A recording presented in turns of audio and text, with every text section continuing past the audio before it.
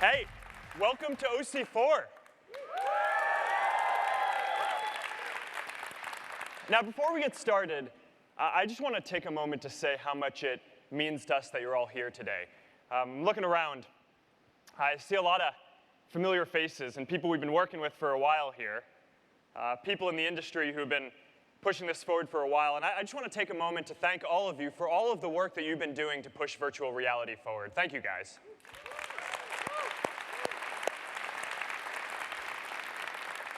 Now, we're all here because we're legitimately excited about the future, and we're committed to making it a reality. And we believe that one day, almost everyone is going to use virtual reality to improve how we work, how we play, and how we connect with each other. But we know that the most important technologies don't start off mainstream. Right? In fact, a lot of them seem maybe even too crazy or complex to start. And the conventional thinkers will always say that there's going to be something more familiar, right, that delivers enough of the value. So why build a completely new platform? Right? They say, why build the PC when most people just want a word processor? Why build the whole internet when most people like dialing up through AOL? Why put a computer in your pocket when most people are just asking for a phone that texts well? And why build virtual reality when most people think 2D screens are pretty good today? The reality is, at every step along the way, the future is built by the people who believe it can be better, the people who are dedicated to creating that foundation for all of us to build upon. And that's why we're all here. And that's why I am excited to be here with you. So thanks for all coming out today.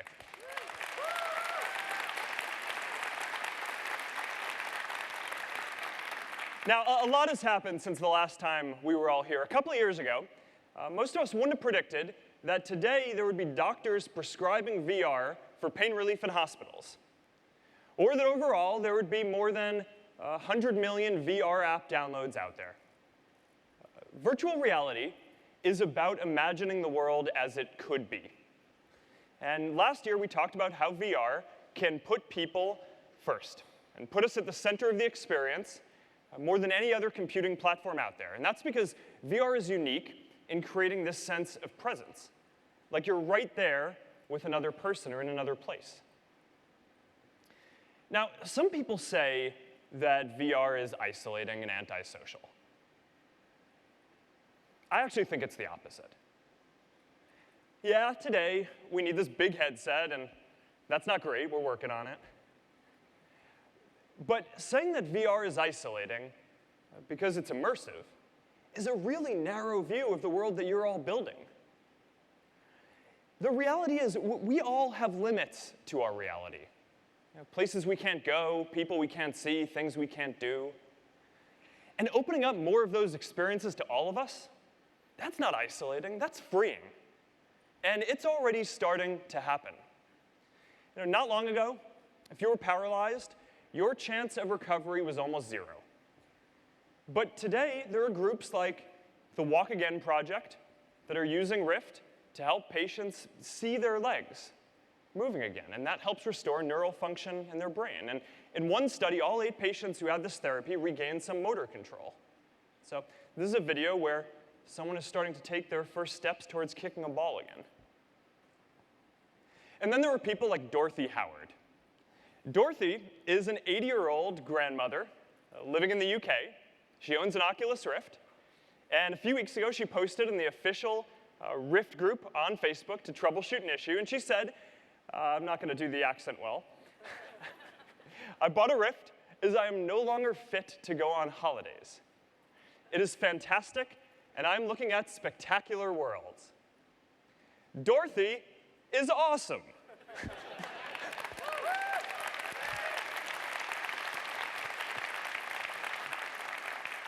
Now, a lot of us are probably thinking, all right, maybe I don't have a disability. I can see my friends whenever I want to. I'm definitely not an 80-year-old British grandmother. All right, fine. You got me. But look, if you can't think of any way that your reality can be better, then you're not thinking hard enough. Take your work. How long is your commute every single day? Now, I don't know anyone who sits in traffic and thinks to themselves, man, right here, this is the best that reality can be. Now, a lot of people have ideas on how to make transportation better, right? Self-driving cars, hyperloops, and don't get me wrong, I love all of that stuff. But it's 2017, and the biggest trend in transportation is that it's a lot easier to move bits around than atoms. Last month, one of my neighbors told me that his company is distributed, so they do all their meetings in virtual reality. This is actually the Facebook Spaces team's regular Friday meeting, and they do it in Spaces because they're located in all different cities. And this way they don't have to get on a plane or drive in cars. I hope that's not what they're discussing in their meetings, but and it's much better than a video conference. You can see people's gestures, you can actually do work together. But this is bigger than just recreating the physical world. Right, in my office, on my desk, I have one screen. But in VR, I can have this completely custom setup. Right, I can have people pop in, I can show them what I'm working on a bunch of different displays. But still, this is even bigger than this. It's even bigger than saving a few hours on your commute every day or a few $1,000s on your setup. Right, this year, I've been traveling around the country, and a lot of the places that I've visited just don't have as much economic opportunity as we do here. But we have the ability to help create a world where fewer of us are limited to only doing jobs that are nearby us. Enabling us to be present anywhere creates opportunities for people everywhere. Now, beyond work, think about all the experiences that you may never get to have. Most of us will probably never get to experience zero gravity or travel to the International Space Station, but you can in VR. And you know what? That's somewhere that I think I'd like to take my daughters one day. Or think about the education opportunities. This is a real program at Stanford that helps pediatric cardiology students visualize heart issues and how to fix them. There should be a version of this for every education lesson and job training program out there. Or let's think about entertainment. Our reality can be a lot better there too. Because I don't think anyone's ideal of playing games with friends is that you're each sitting at your own home looking at your own screen. Or we want to be together. And in VR, you can do this because it's immersive. This year, Echo Arena won Best VR Game at E3. And this is a game that I think most of us have been waiting to play since we read Ender's Game in middle school. I think more games are going to be like this a decade from now. And my team didn't beat me. But there's more than games here. What about live sports and concerts? We're creating a new experience that we're going to release next year called Venues. And Venues lets you watch live concerts and live sports and premieres of movies and TV shows all around the world with your friends and with thousands of other people at the same time. And it's another example of how VR is going to bring us closer together in ways that might not be possible in the physical world. So that was a look at our early development there. All right, so whenever people say that we're building virtual reality because we're not satisfied with the one we live in, my answer is, of course we are. And that's a good thing. We believe that the future can be a lot better. Optimism is good. Now, it's true that nothing is ever going to replace being with someone in person or doing something physical. But when we can experience those things, when we run up against the limits of reality, VR is going to make our reality that much better. So we're setting a goal. We want to get 1 billion people in virtual reality.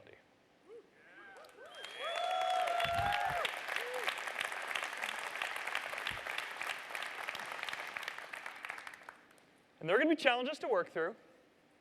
We have to build a safe environment, and we have to make sure that virtual reality is a force for good in the world. And we have to make sure that virtual reality is accessible to everyone. Now, today, there are two main categories of VR products. There's mobile, like Gear VR, which is affordable, and you can take it with you, but it's not as powerful as a PC. And it doesn't have positional tracking, so you can't move through space. And then there's PC VR, like the Rift.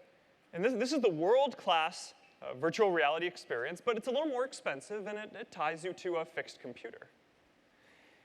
If we're going to get 1 billion people in virtual reality, we have to keep working on both affordability and quality. But we also have to find the sweet spot in the middle. That high-quality, affordable experience that doesn't tether you to a PC. So today, I'm excited to announce the first product in this sweet spot.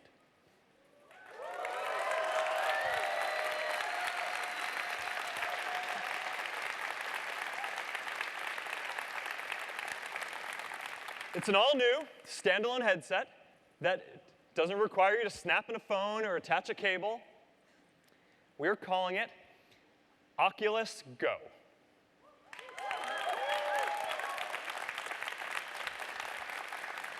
And Oculus Go is the most accessible VR experience ever.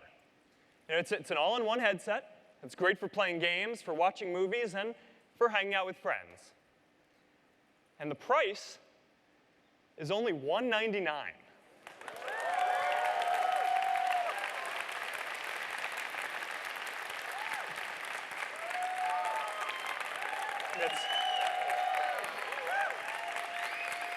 And it's going to ship early next year. Early next year. All right, but that's not the only thing we're working on in the sweet spot here between mobile and PC. Last year, we talked about how the key to unlocking new categories of VR experiences is inside-out tracking. Right? It's this idea that instead of having cameras around the room that look at you to determine your location, you put the cameras on the headset and use computer vision software to determine your location as you move through space. So last year at OC3, we gave you an early look at our progress on building inside-out tracking. And today, I am happy to announce that we're going to have Santa Cruz headsets in your hands, in the hands of developers, in the next year.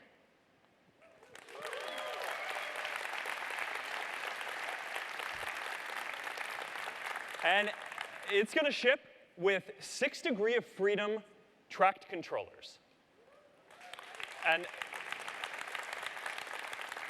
so this is a big deal, right? Because this is the first time that anyone has ever shown a complete experience of inside-out tracking working on a standalone headset and fully tracked controllers.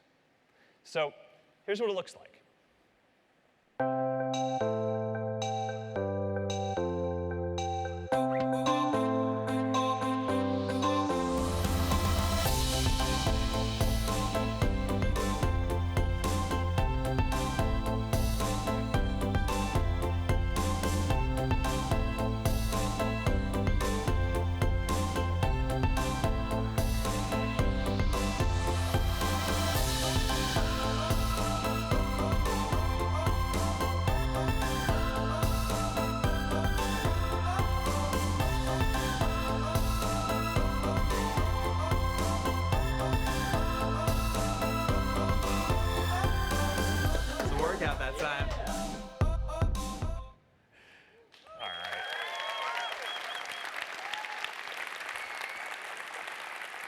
All right.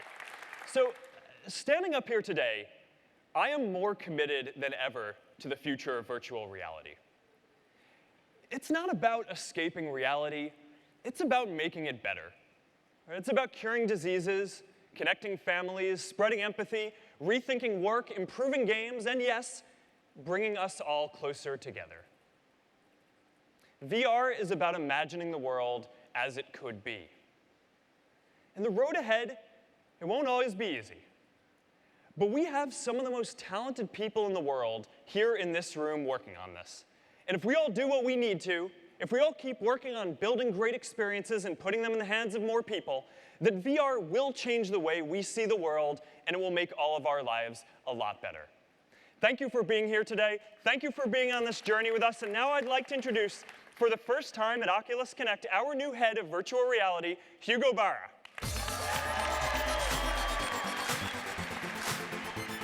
That's great. Thanks, Mark. All right. Thank you, Mark, and good morning. First of all, a very warm welcome to all of our developers here today. This entire show is made for you. And welcome to our friends from the media, our partners, our colleagues from Oculus and Facebook, and a special welcome to everyone who's joining us on the live stream on Facebook and Twitch right now. We also have folks joining us in VR. We're live streaming for the very first time in 4K 360.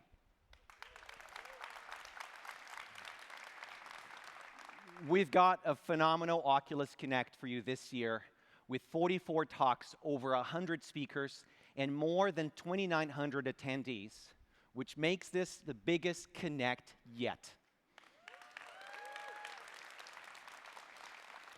It's also my first Oculus Connect, but my journey in VR started 20 years ago.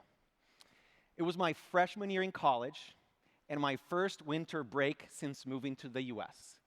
I took an internship in LA at Walt Disney Imagineering, working on this project called Disney Quest, which was the world's first VR theme park. And back in the late 90s, this is what VR looked like. These were CRT headsets with VGA resolution. They were not stereo, but biocular. And you needed 3 SGI Onyx machines stacked up together to drive them. This was cutting edge for those days, and it was awesome. Now, fast forward to 2017, I got this incredible opportunity to join the Oculus team at Facebook.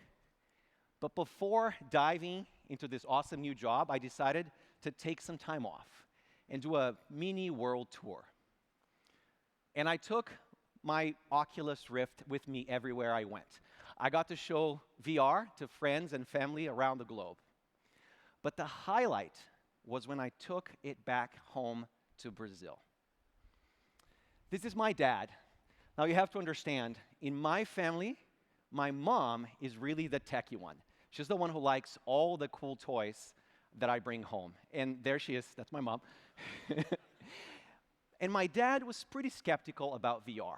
So I got him to try it. And watch him here. You're gonna see he's gonna throw off a lantern off a cliff and then look down over the edge to watch it fall. And then he says in Portuguese in this video, "Que coisa fantástica." What a fantastic thing.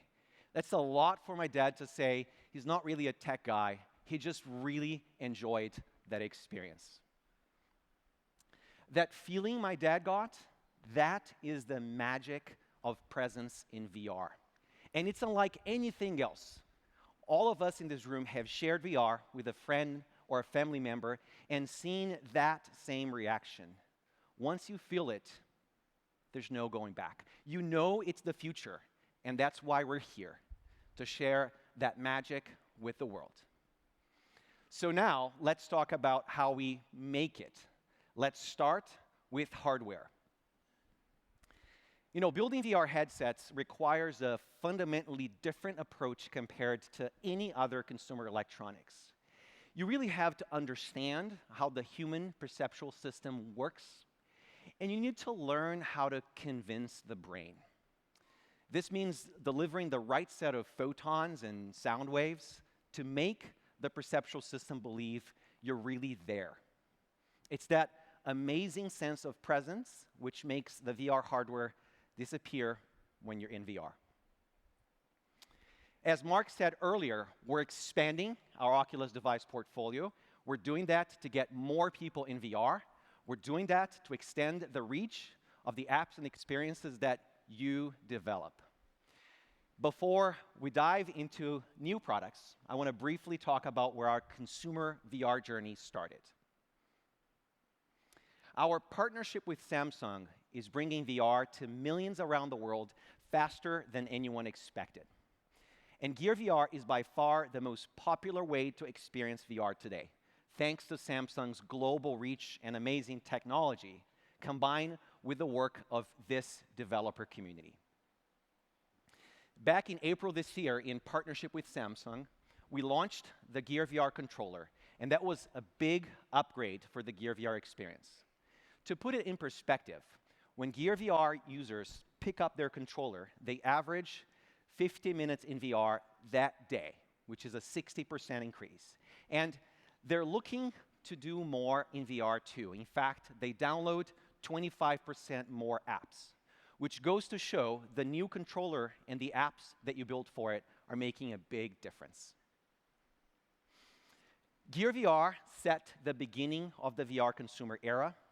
We're really proud of this community that we built in partnership with Samsung, and we're going to continue to push this VR innovation frontier together.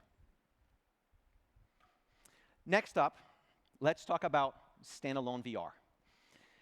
As Mark said, standalone is this sweet spot between mobile and PC VR, and we're starting to invest in this new category with a focus on two things. Accessibility. We're going to bring more people into VR. And innovation. We're pushing the envelope on the experiences that you can build. Oculus Go, as you saw, is our first standalone product. It's an all-in-one experience, hands down, the easiest way for people to get into VR.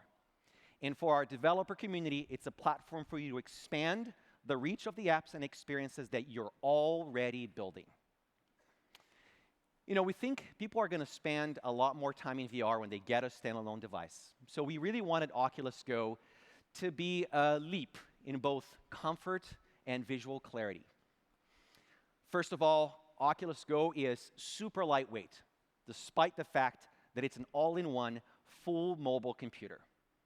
Secondly, we designed soft elastic straps with really high adjustability. So it feels natural to wear it, and it practically disappears when you're in VR. And third, we designed a facial interface with a new mesh fabric that's extremely breathable and a foam layer that conforms beautifully to your face. It feels incredibly soft to wear. We also wanted Oculus Go to deliver the best visual clarity of any VR product we've ever built. So Oculus Go will ship with an all-new custom optical design. The lenses are the next generation of the ones on Oculus Rift. Same wide field of view and significantly reduced glare. Now, we matched these custom lenses with a WQHD fast switch LCD display that is specifically optimized for VR. It has a much wider or higher pixel fill factor than OLEDs, and that has a dramatic effect on visual clarity. It reduces the screen door effect, so you get much sharper text and beautifully defined images. We haven't seen this kind of visual clarity in VR before. It's awesome. And lastly, Oculus Go also ships with an integrated spatial audio experience. The audio drivers, oh yeah. The audio drivers are built right into the headset, so you can use them without headphones if you want. It makes getting in and out of VR much faster and also much easier to share with another person. Gear VR and Oculus Go are binary compatible. Their apps are binary compatible, and they share the same controller input set. That means if you're building for Gear VR, you're also building for Oculus Go. And we're bringing the best of our library from Gear VR to Oculus Go on day one.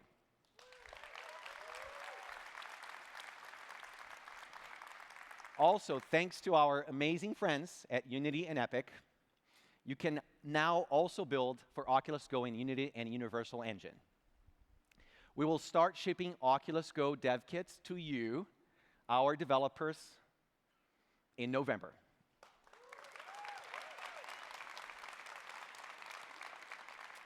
All right, and that's Oculus Go, our first standalone VR headset.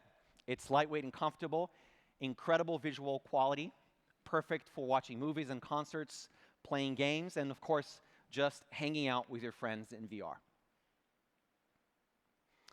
We believe Oculus Go will be the most accessible VR experience. You heard it from Mark. It'll be available early next year for $199. Awesome. Okay. So we've talked about mobile and standalone VR, and now I want to turn to our most powerful VR device, Oculus Rift. Rift pioneered VR magic to the world, and touch changed the game by giving us hand presence in VR with such high fidelity that you can naturally do things like throwing and catching a frisbee while flying, why not, in zero gravity, or holding a comic book in your hands and flipping through the pages just like the real thing, or scaling a cliff with your own hands, and then why not taking a quick break to check out the scenery.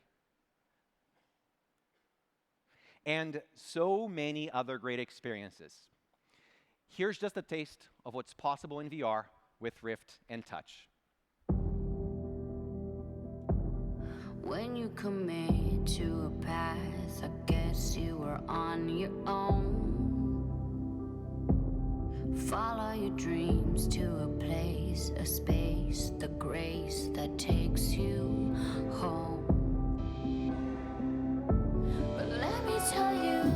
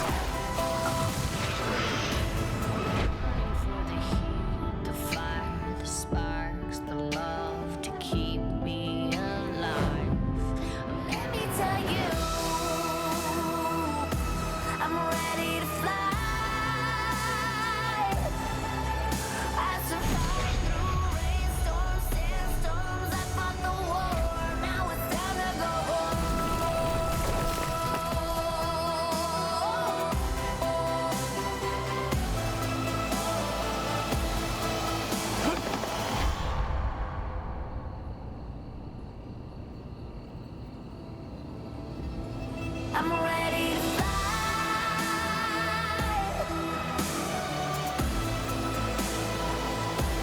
Now it's time to go home.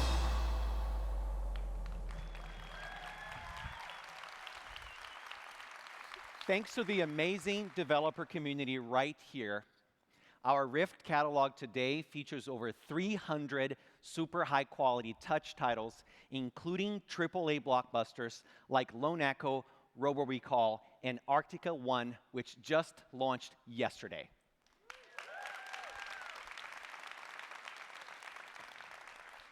We have a bunch of Rift announcements for you today.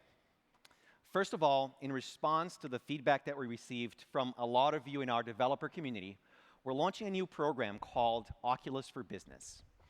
This program is designed for developers, small business owners, and enterprises, basically for companies who want to explore VR to create new workflows or completely change how they serve their customers. We're kicking off this program with a new Oculus Rift bundle. The bundle includes Rift and Touch, as well as an extra sensor for room-scale VR and extra facial interfaces. You also get a full VR commercial license, enterprise-grade warranty, and dedicated customer support.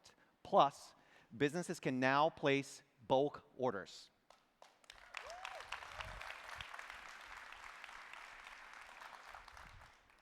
Now, we've already been working with a few leading companies around the world who have been pioneers of VR in awesome new ways. Here are some great examples. Audi. Audi is installing Rift in hundreds of their dealerships worldwide. They're allowing potential customers to try different configurations of their dream car, like the awesome R8 Spider right here.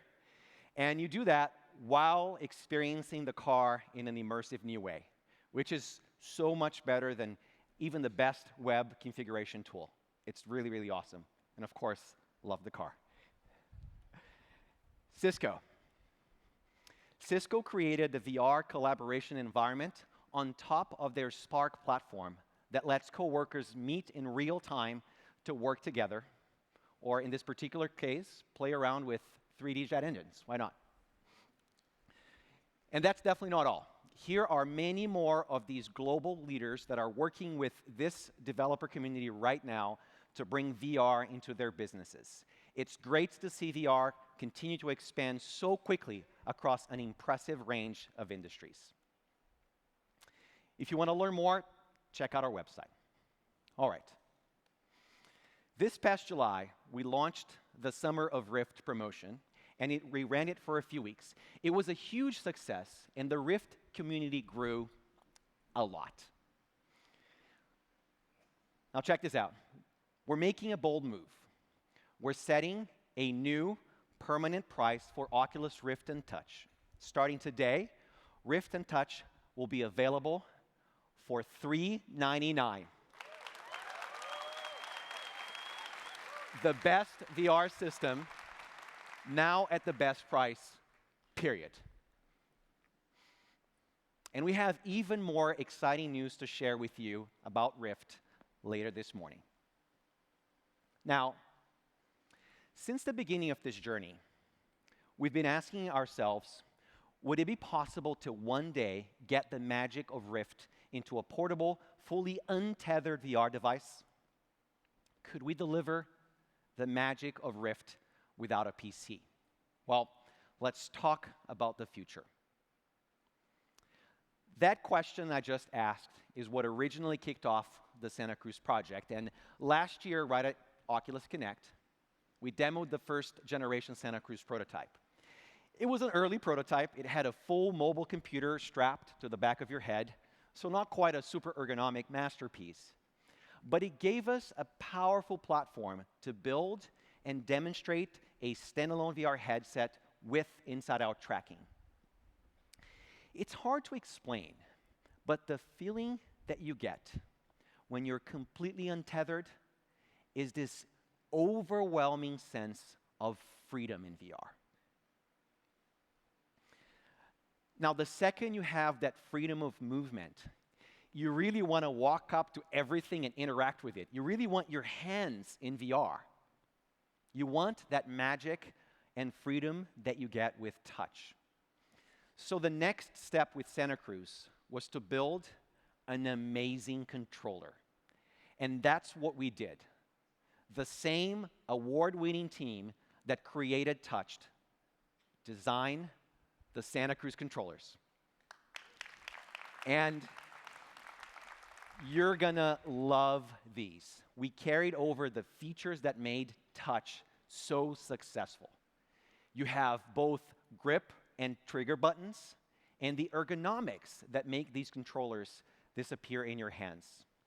Also, we designed the Santa Cruz controllers with a touchpad, which is very intuitive to users and gives developers more flexibility to create great experiences in this new category. Now, these are still prototypes, but they already look incredible and feel great in your hands. And I promise you'll get to try them before too long. So let's take a look at how the Santa Cruz controllers work. We use the same constellation tracking technology that we developed for Rift and Touch, using these tiny LEDs. We, of course, want the controllers to sort of discreetly fade away into the background, so we built our tracking system with infrared LEDs that are not visible to the human eye, but they are visible to the sensors. I'm sure you already noticed the Santa Cruz controllers look different from touch. The tracking ring is in a totally different position. Well, that's because Santa Cruz tracks the controllers using the same sensors that enable inside-out tracking of the headset. And we specifically decided to use 4 ultra-wide angle sensors here and place them strategically to maximize tracking coverage. The top sensors in particular are placed very close to the edges, and they're pointed slightly backwards so they can see when the controller is above your head. And by the way, we also tried a system with just 2 sensors in the earlier phases of this project, and we found that it was really limiting. You can see that here. Tracking controllers with just your visual field of view in VR really restricts the experience, and especially what you can do with your hands. Now, here's how this looks when you go to 4 sensors. You get a much wider tracking volume, more natural and unrestricted movement with your hands. Now, what's really cool is to see this in action. With this 4-sensor tracking architecture, something as simple as picking up an object and throwing it becomes delightful. You can see how smooth the tracking is from every angle here. And from here, you can imagine actions like, a tennis serve or, bow and arrow or a quick draw. It gives you just a really good idea for the incredible freedom of movement that Santa Cruz can deliver. I want to show you a sneak preview here of what happens when you add awesome content and it all comes together.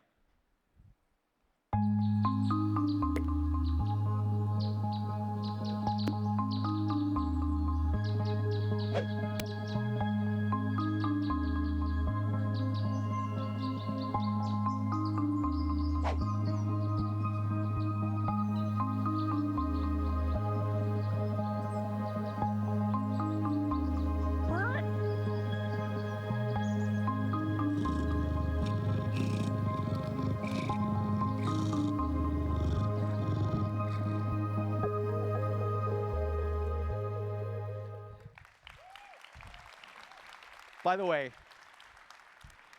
that was Bogo. She's our adorable mascot for Santa Cruz. Still learning her way around, but you'll get to meet her soon. Thanks, Bogo. Okay, we have more work to do as we build the next generation of standalone VR technology with Santa Cruz, but we're planning to put this in the hands of developers next year, as Mark said. After all, it's your work and your creativity that always deliver the real magic.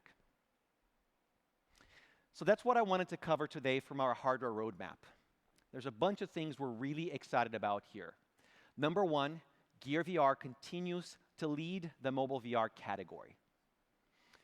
Number 2, delivering our first standalone VR device, Oculus Go, super comfortable and easy to wear, the best visual clarity you've seen in VR, and a very accessible price that will bring more and more people into this community.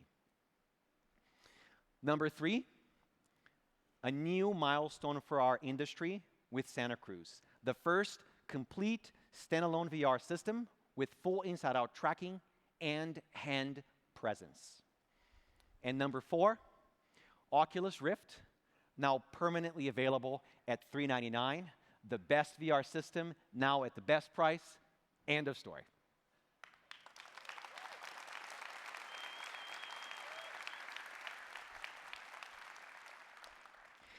Now we get to talk about software.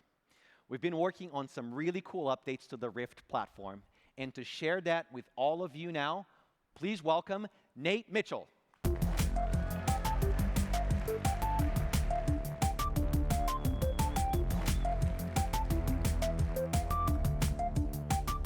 Good morning. At Oculus, we believe VR is a fundamentally new computing platform, one that we'll use every day to work, play, and connect. As Hugo mentioned, we're constantly pushing forward in hardware. But this morning, I'm excited to share more about how we're also realizing this future through software. Over the past year, we've rebuilt Rift's core software experience from the ground up to lay the foundation for the future of VR computing.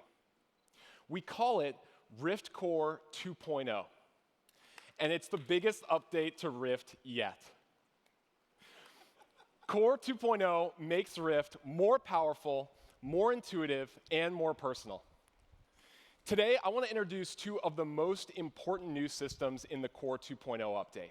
We've been looking forward to sharing these with you for a very long time, so let's dive right in. First, we've taken all the functionality that was in Universal Menu and Oculus Home, and we've replaced it with a brand new system interface designed specifically for touch. I'm excited to introduce your new command center for Rift, Oculus Dash.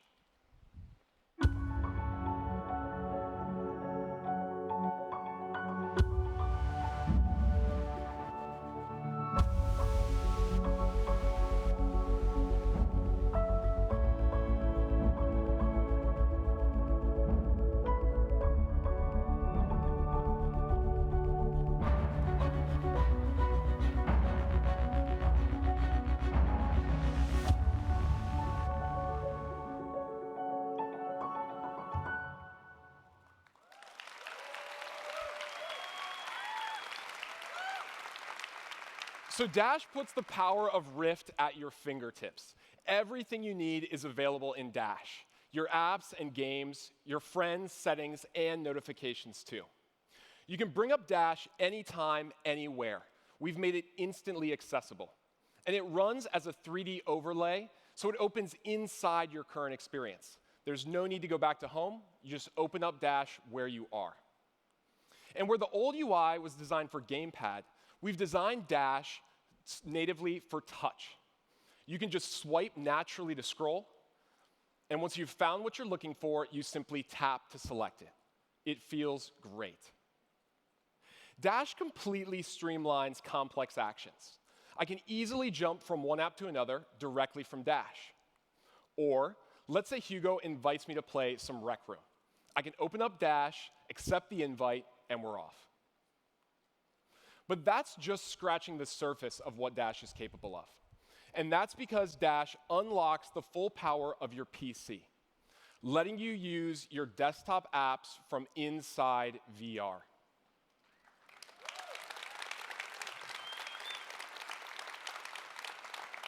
This is a total game changer.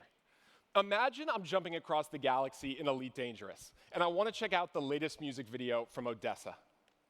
With Dash, I can take the video in Chrome, pin it to the side, and it stays there permanently as a 3D overlay inside my cockpit. The possibilities here for multitasking with your PC are endless.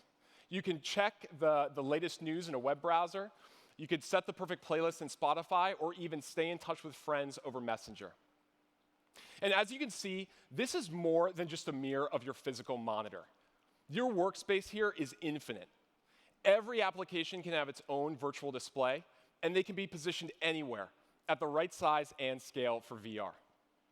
These are true virtual displays, enabled at a hardware level on the GPU, with best-in-class performance and visual quality, using the same underlying technology that we use for asynchronous space warp. And as hardware improves and resolutions get better, we're now on a path to replacing traditional monitors entirely. It took a huge amount of work under the hood to get this right. A big thank you to our friends at NVIDIA and AMD for all their support.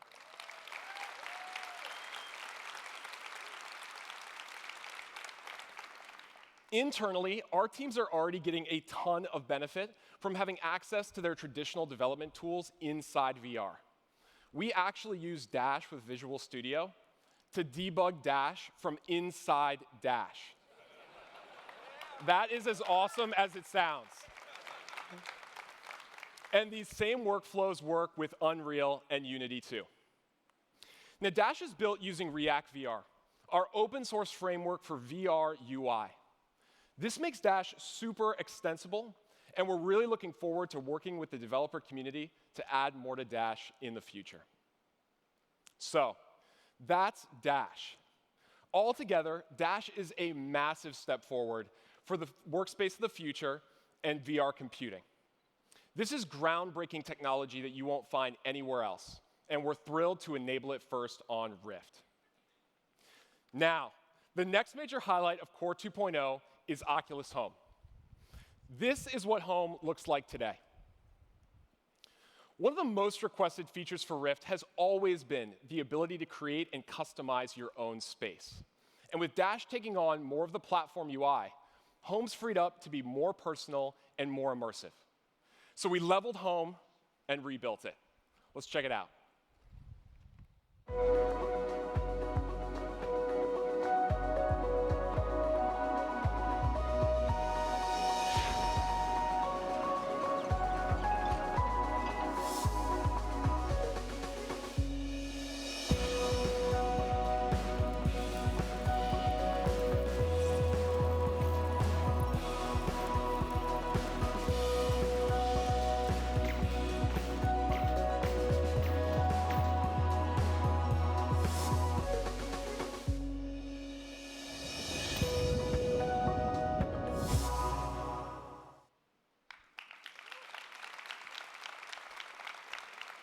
Home is now yours to customize and explore.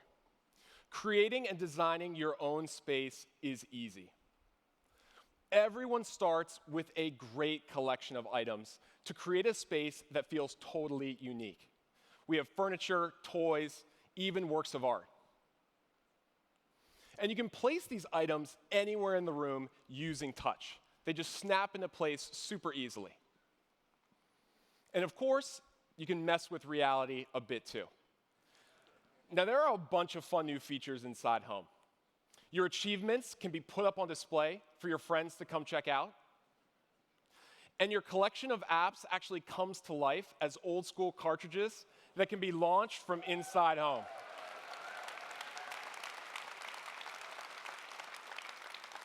You can even play with fireworks or practice your aim from the safety of your virtual living room.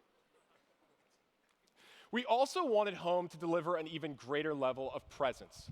Now, Home has a much more realistic and vibrant look, with state-of-the-art lighting and dynamic soft shadows powered by Unreal Engine 4. And it looks absolutely stunning in Rift. Finally, your space is now completely persistent. You can share it with friends or visit your friends' spaces to see what they've created. You can even leave your friends a note for the next time they log in. This initial update to Home is really focused on customization, but we're going to be making it easy for you and your friends to hang out in Home and even create shared spaces together in the future. So, that's a quick preview of Rift Core 2.0. I'm excited to announce that Rift Core 2.0, the beta, will be available this December as a free update to all Rift users.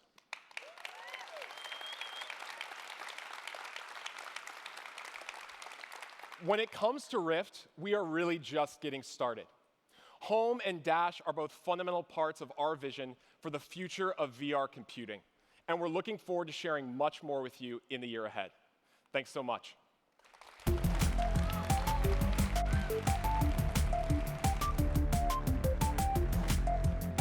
Wow, that rocked.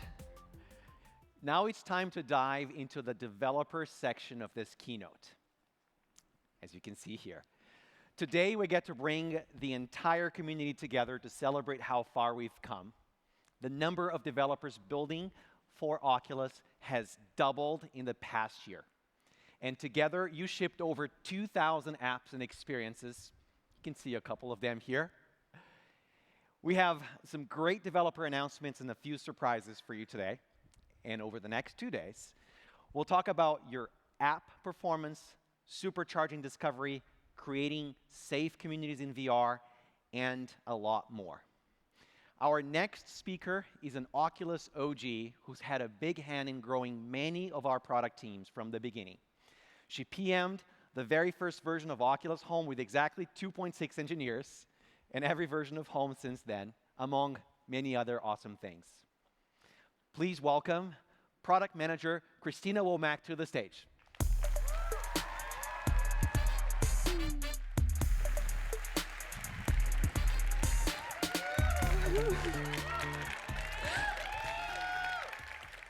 Hi, everyone. This may be the biggest Connect, but I know many of you have been with us since the very first one. I didn't make it to that one.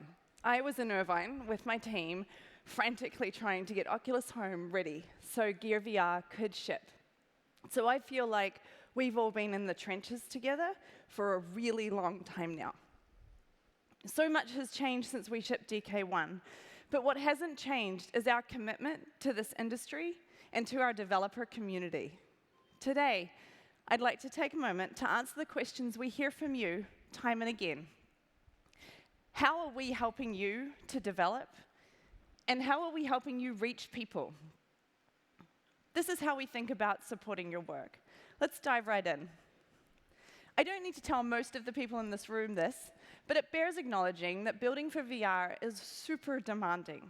You have to hit standards in software development that have never existed before. So every time we find an opportunity to take the pressure off, we're going to do it. Here's just some of what we've shipped for the past year. Most of these are so you can find problems earlier and fix them faster. Take lost frame capture, shipping this week. It's in the Oculus debug tool, and with it, you don't have to wait for our Rift store team to tell you that you're dropping frames. This is what we use to evaluate apps, and we're giving it to you, so you can find exactly where you're dropping them and fix before you submit. And while we're on performance, we know, my team knows, the nemesis of VR development can be the CPU. So let's take a look at multi-view.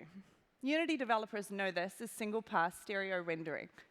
It's an extension to OpenGL ES that can lower the CPU cost of draw calls by up to 40%, helping you hit frame rate and giving you room for more complex and creative scenes. It's not new. We've talked about it before. But it's taken years to change the standard and get the chips in the devices with the right drivers and get engines and SDKs updated, ready for you to use. This was a 4-year marathon across the industry with all of these partners, and it's finally ready for prime time. This is a scene being drawn without multi-view and with multi-view. You can see multi-view finishes faster, and this is all done automatically behind the scenes for you. Illustrative videos are great, but what about a real game? This is Republic. The Camouflage team has been hard at work bringing this from mobile and console to VR. This game would not be possible in mobile VR without multi-view. Camouflage told us they got as much as a 30% boost to frame rate with it enabled. And now I'm super excited to announce it's coming soon to Gear VR.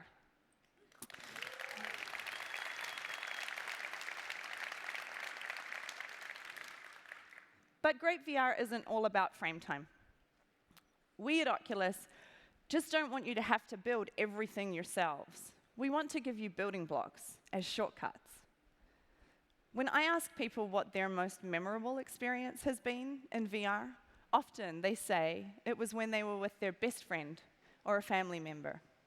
That's why you hear about people-first experiences. That's why we want to give you a whole pile of blocks for building great social apps. Our Oculus avatars debuted last year, and they showed up in some super fun apps like Kingspray and Brass Tactics. We are still working on the best ways for people to express themselves in VR. We've learned a lot through research and play. Today, I'm super excited to announce you and to introduce you to the brand new Oculus avatars. This is a brand new visual style that gives people more ways to customize skin, clothing, and hair color independently. Some of us in the team have a vested interest in unusual hair color. With this update, we're giving people trillions of permutations. And with the redesign, we're also adding the ability for people to unlock custom avatar clothing and accessories that you create to match your game or app. For example, this is an awesome skin we're making available for people to celebrate Res Infinite coming to Oculus. Our new avatars are coming to Rift and mobile in 2018.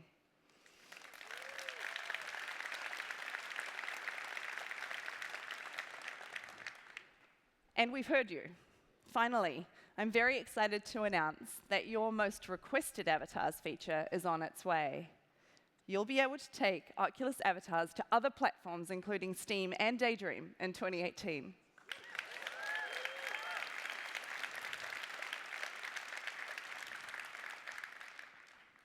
Our new direction is about more than just representation, and we're still iterating.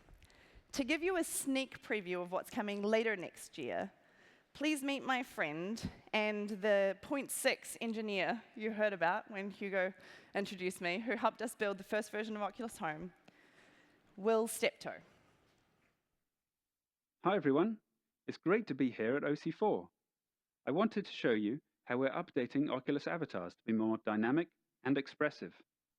Our new skin shading makes for a more realistic look, and our new clothing options help you personalize to your own style. We're also adding real-time mouth movement, driven by our lip sync library.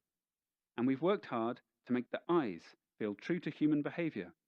They'll identify and track interesting objects in the scene around you.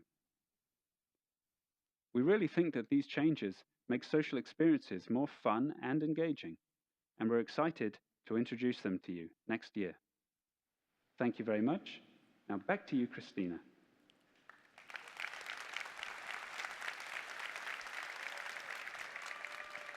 OK, avatars are one shortcut. VoIP and our Rooms APIs are others. And we wired these together into a social starter scene to make it even easier to get started building social apps. You can find this in the Developer Center. But we know this is only the beginning. Let's be honest. Being in VR with other people, especially strangers, can be intimidating. For communities to thrive, people need to feel safe. And it costs developers a lot of money and time and effort to build and maintain safe places. We care deeply about protecting the future of social VR, so we want to help. We decided to build an API that does a lot of it for you. So early next year, you'll be able to get platform-level safety tools, like blocking and reporting, for free. It's like built-in best practices that carry app to app. For example, if I block a person in app 1, and we both happen to move to app 2, I can still be protected. Whoever I blocked can be blocked everywhere. And the same API, I think it's great.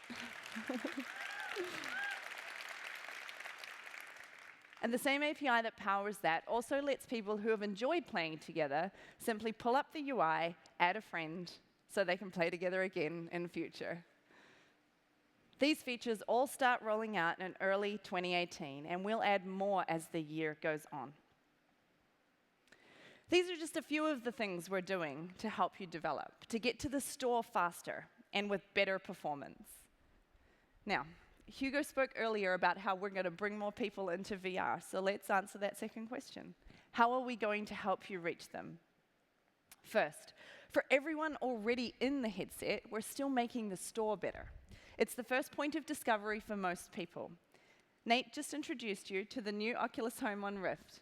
And early next year, Rift will include an amazing new store. This is just a hint of what's to come. But discovering great content isn't limited to this store. In Home on Gear VR, we've introduced a new section called Explore. It's a feed of personalized recommendations. We're matching content to people. So, if you're like my kids and all you want to see is sharks and dinosaurs, that's what we'll show you. And if you spend time in horror and puzzle games, we'll show you more of those. Explore stories can come from us at Oculus when we need to tell you about promotions like bundles or to highlight trending apps and experiences. But they can also come from you. You can create developer stories right from the Developer Center. New York Times can use developer stories to deep link directly from Explore to specific videos inside their app. Face Your Fears can announce new doors and deep link right to those. You can use these to announce new content, features, levels, or game modes, which is especially awesome for getting news to people who already own your app, but maybe haven't launched it in a while. Also super useful for time-sensitive events like concerts, where we're trying to get people together in VR at a specific moment. And speaking of concerts, Samsung VR used an event to promote a Coldplay concert, and this is amazing. This blew my mind when the stat came in. Almost half of everyone in Gear VR at that moment jumped in to join the fun. Now, we're going to give you a new way to get your content into Explore. We're opening our Explore API to all developers on Gear VR today.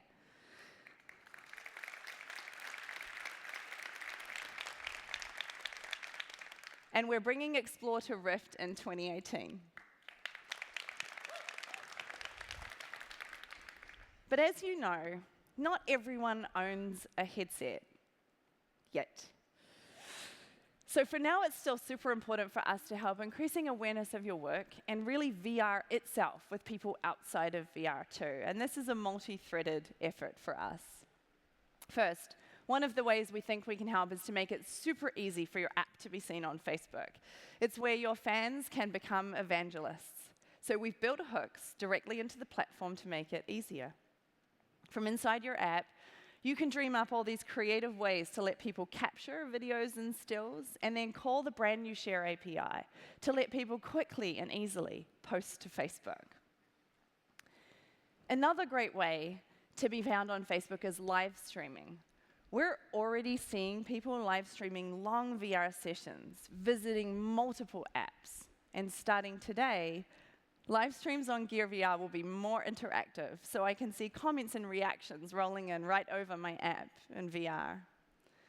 And we're going to bring live streaming to Rift next year. Okay, so we've talked about discovery in the headset and on Facebook, but we think we can do something to bridge the gap in the middle too. We're adding a feature to let me connect with my friends when they're in VR and check out the game they're playing wherever I may be. The Oculus app will notify me when a friend goes into Gear VR. From the notification, I'll be able to ask to tune in. My friend can choose to accept, and when we're connected, I'll be watching a video stream, seeing what they see in VR, and we'll be chatting live. And if I have my headset nearby, I can jump in and join them. Bridging the gap is also super important for people who have never put on a headset, though. I don't know about you, but explaining VR to my parents without showing it to them was pretty difficult. So it stands to reason that marketing VR experiences outside of the headset is really hard. Mixed reality is a way for people to understand what your VR experience might feel like, even if they've never put on a headset. Here's our team working behind the scenes on a video for Dead and Buried. Our native stack makes it possible to combine real-world footage with in-game capture, including the dynamic lighting. Your video can then be used in live streams, gameplay trailers, or even at a live event. And here's an end result. This one shows the medium team's mixed reality capture with artist Niles Smith at work. You can get started creating these videos in Unity and Unreal.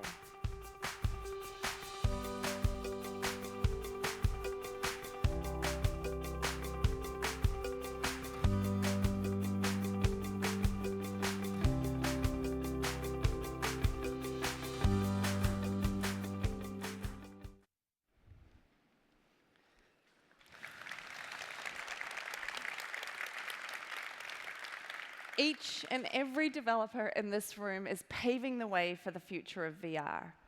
Your success is VR's success.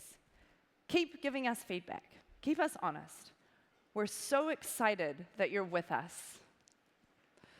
Okay, now I'd like to introduce you to one of your fellow developers and our good friend, whose team is leading the charge to bring the Facebook community to the Oculus platform and beyond. But before we welcome Rachel Franklin, head of social VR at Facebook, let's check out what her team has been working on. Testing 1, 2, 3, 4, 5. We're live in the spaces.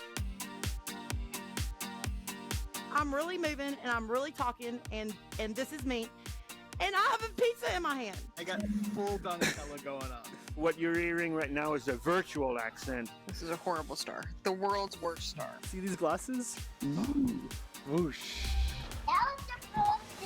I've got a selfie stick. And, oh my God.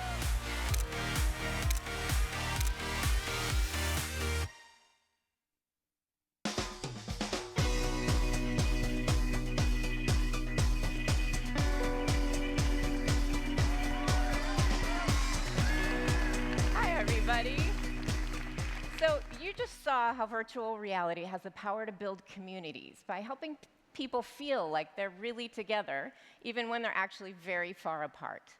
And VR also lets us share experiences that we couldn't otherwise have, but with people we care about. Now, just 6 months ago, we took our first step toward building VR with people at the center. Facebook Spaces is a place to be yourself with your friends and family, no matter where you are in the world. It's available for Rift, and it's coming to other platforms soon. Now, people are getting creative and having fun in spaces, from tic-tac-toe games to karaoke showdowns. And what this tells us is that putting people first in VR really works. There's something just incredibly wonderful that happens when you take people who care about each other and have them share fun activities and immersive content in VR. And we're continuing to build on that foundation in 3 ways. The first is that we need to bring people even more fun, engaging activities to share in VR. Second, we need to provide more immersive media for people to explore together in VR. And third, we need to connect people across virtual and non-virtual worlds, so everyone can share immersive experiences from a headset, from their desktop, and even from their phone. So let's dive deeper on that first one, engaging activities. We started with a few core features in Spaces, but everyone's idea of fun is personal. And who better to tell us how to make Spaces even better than the people who are actually using it? So we're focused on building tools that give people the power to be creative with their friends in VR. We've added a way for you to create your own toys and props from your Facebook photos, so you can make a 3D collage or even a mask. We've added dice, so you can easily challenge friends to your favorite games, like my personal favorite, craps. And playing cards are coming soon, too. OK, what's even better, though, is that we're introducing a new way for anyone in Spaces to combine items, so you can make your very own kit. And then you can save it and share it with friends. So maybe it's all the pieces of your favorite costume or the elements of a handcrafted board game. Kits are launching in the coming weeks, and we are really excited to see the creativity of our community. But that's just the beginning. As we continue to build on the core of Facebook Spaces, we know that all of you as developers will contribute ideas that we could never have imagined. So next year, we're going to open up new ways for you to build with us. Let me show you an early example from our collaboration with Resolution Games. They're the creators of the successful Gear VR game Bait. So it lets you turn the Spaces table into a game where you can go ice fishing with your friends. 10 seconds left. Here we go. Okay. Yeah. Oh. Woo. Nice one. Woohoo. Oh. Nice.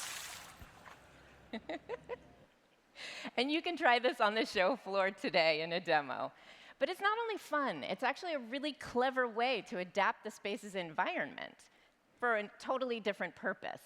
And these are experiments that help us learn how to build in this new product. We learn what works, we learn what doesn't, and we learn what tools will empower developers to bring their great ideas to life.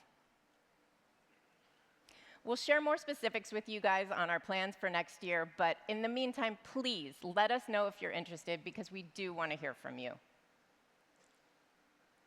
Now, it's not just creative activities that bring people together. It's meaningful media, too. And there's a huge opportunity for artists and filmmakers and visionaries to bring their creations to people in VR. So let's talk about a few ways that we're going to enable that.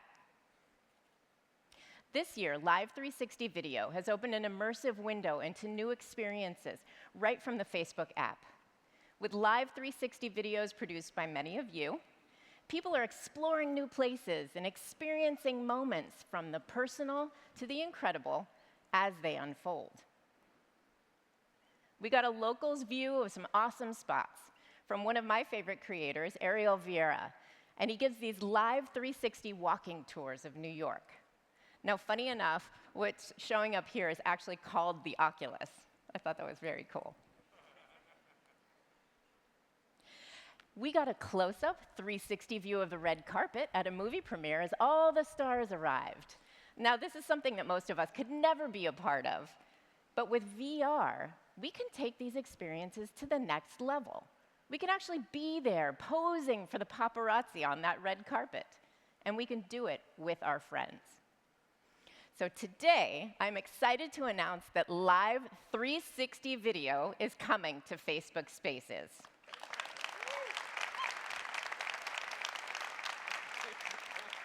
This means that you can stream full 360 video into your space, letting you be anywhere in the world with your friends in real time. And you'll have the full wealth of Facebook Live 360 content at your fingertips in VR, so you can experience places and moments in an entirely new way together. It's the first step toward true telepresence, and it's rolling out later this year. Today, we're doing an early demo, so if you're not able to be with us here at OC4, you can jump into Spaces and you will find a live 360 video that puts you right on the show floor. So you can join us from wherever you are with your friends.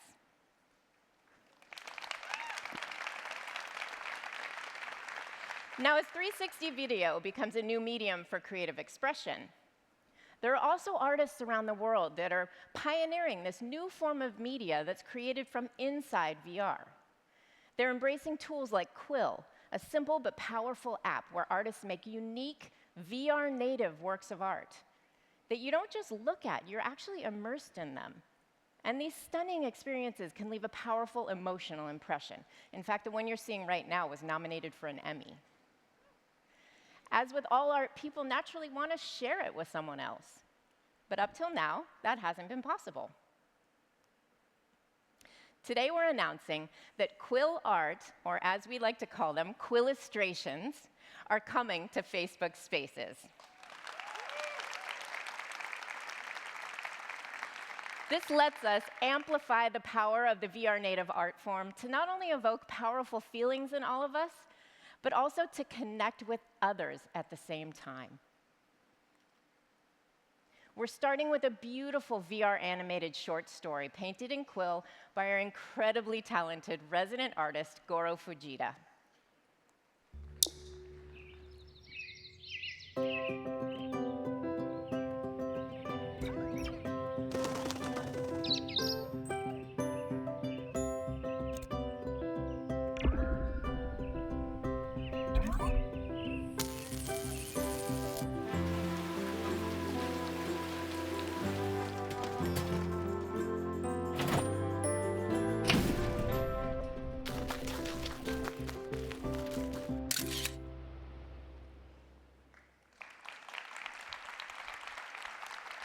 Now, you can experience this story in Spaces on the show floor today. I would encourage you to do it. It's really beautiful. And it'll be rolling out to everyone soon. And then next year, we'll open it up for any Quill artists to be able to publish their work in Spaces as well. This is the beginning of a future where people can meet up, with their friends to watch stories and shows and movies created specifically for VR. And anyone can create them, from a college student to a professional student, a professional studio, whether they're working in Quill or any other 3D platform.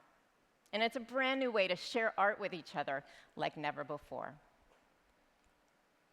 So this brings me to the third piece of the puzzle I shared with you earlier, connecting people across virtual and non-virtual worlds. With all of this powerful content being created within VR, we're seeing the beginnings of an ecosystem take shape. We're seeing talented artists emerge, and they use tools like Oculus Medium to create new kinds of virtual content. But why should all that content be confined to VR? We want to allow creators to distribute their immersive content beyond the boundary of the headset, so that people can discover and share immersive experiences with all of their friends, no matter where they are. By linking virtual platforms to the Facebook platform, we can make this possible. Starting today, objects created in VR can be shared in a new, more engaging way, with a completely native 3D media type in your news feed. Introducing the Facebook 3D Post.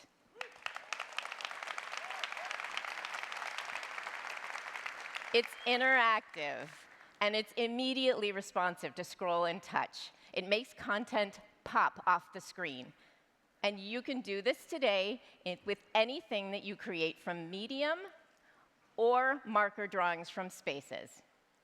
Now, these posts use a standard 3D format, so soon we're going to be widening support for even more 3D creation tools. And we plan to open up an API for any developer to share 3D posts from your app to Facebook. So not only can you share these creations from VR to Facebook, you can actually move them in and out of VR seamlessly. And this is really cool. Since Spaces gives you access to all of your Facebook content, any piece of Medium art on Facebook can now become a virtual object in Facebook Spaces. And soon there'll be more ways to apply this technology. For instance, you could take a VR sculpture into AR and create an AR object using the Facebook camera, and then bring that object into your real-world environment. Very cool.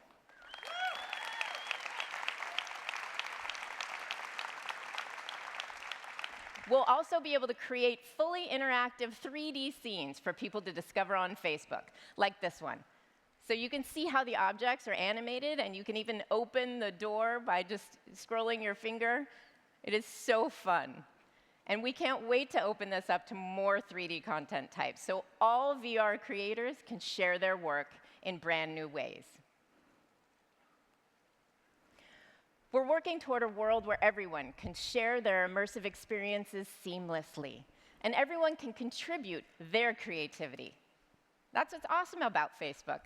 People and developers and professional creators all coming together in communities, sharing meaningful moments and impactful experiences with each other, but now with a whole new dimension. Thank you.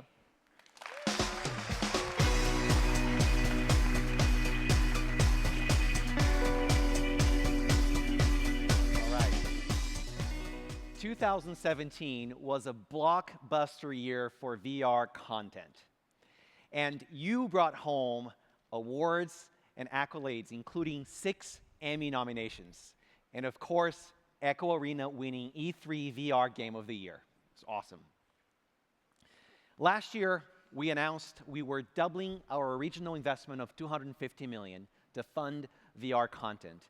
And our dedication to this community isn't slowing down. We're bringing more and more big-name developers and publishers into the game.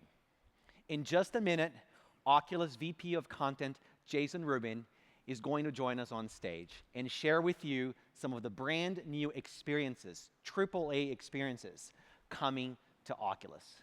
But first, let's take a moment to celebrate the insane things that we accomplished together this year.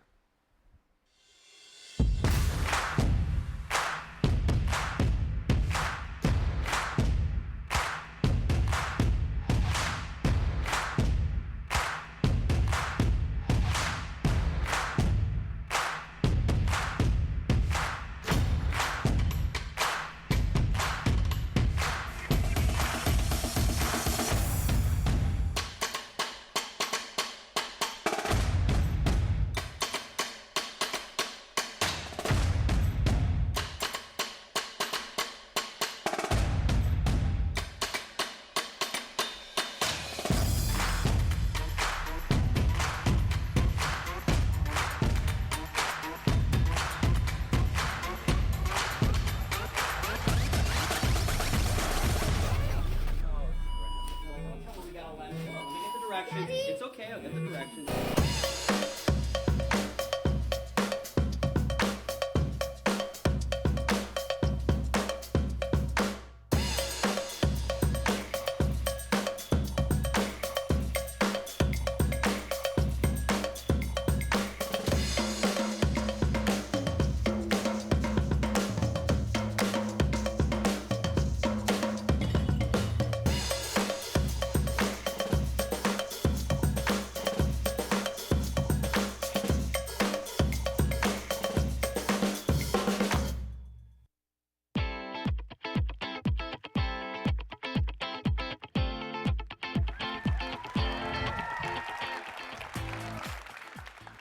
At the beginning of 2017, we said this is going to be the year of content, but you exceeded our wildest imagination. The number of great titles you've brought to our platform this year is staggering. Now let's take a minute and level set. Gear VR is about 2 years old. Rift is 18 months old. Touch, believe it or not, has not yet celebrated its first birthday. And before these amazing pieces of hardware were on the horizon, there just wasn't that much VR development going on. If someone had told me 2 years ago that as a community, these were our goals, I would have said, yeah, right. We could achieve one of them, maybe. You know what? You achieved all 4.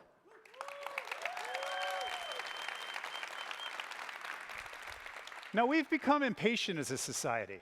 We expect things to happen overnight, but that's not the way change happens.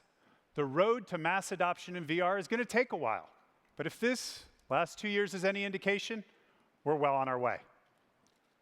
How many of you have ever been inside the White House? Okay, a few. How many of you have ever been in orbit? I didn't think so. How about in front of a dinosaur? Not likely, right?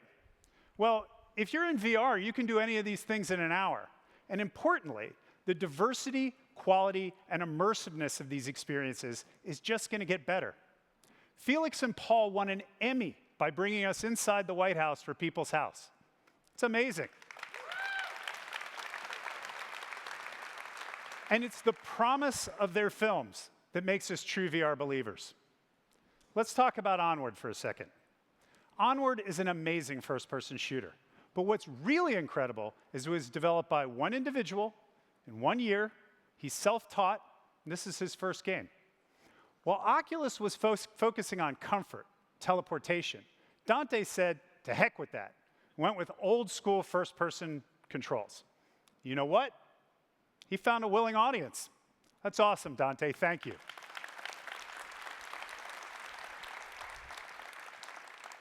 We're extremely proud to announce that Onward is coming to the Rift in the next month. Indie developers are vitally important to VR.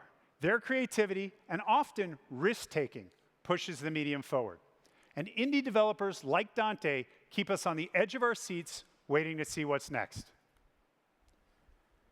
Face Your Fears is one of our biggest success stories. It's been downloaded over 1.5 million times. If you go to YouTube, you can see tons of hilarious videos, brothers and sisters and grandmothers facing their fears. It's easy to understand why this is a mega hit. How many of you are fans of Netflix's Stranger Things? I figured. Well, we're going to mash these two IP together into a new fear that's coming in the next month. Allowing fans to step into their favorite TV shows and movies brings tears to people's eyes. If any of you have been to Comic-Con recently and seen the lines for our activations, you know what I'm talking about. VR's potential for wish fulfillment is limitless. Which brings us to Lone Echo from Ready at Dawn. 2 years ago, there was no such thing as a made-for-VR genre. There were no best practices. Nobody had ever tried to figure out how to wrap a hand around an arbitrary shape. You know, we've been here before. I remember 20-some-odd years ago trying to figure out how to get a character action game into 3D. In retrospect, it seems like it should have been easy. But at the time, it was really hard work. You guys are doing really hard work. Well, hard work pays off. Lone Echo is our fastest title to $1 million, and it's still going really strong. And yes, they scored an 89 on Metacritic.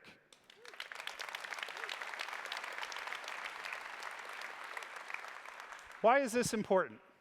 In the 20-some-odd years of Metacritic data, Lone Echo is one of the top 150 titles on PC. 2D, 3D, anything. And VR is just getting started. We're going to double down on that potential. I'm really excited to announce that Ready at Dawn is going to be releasing a major expansion to Echo Arena next year.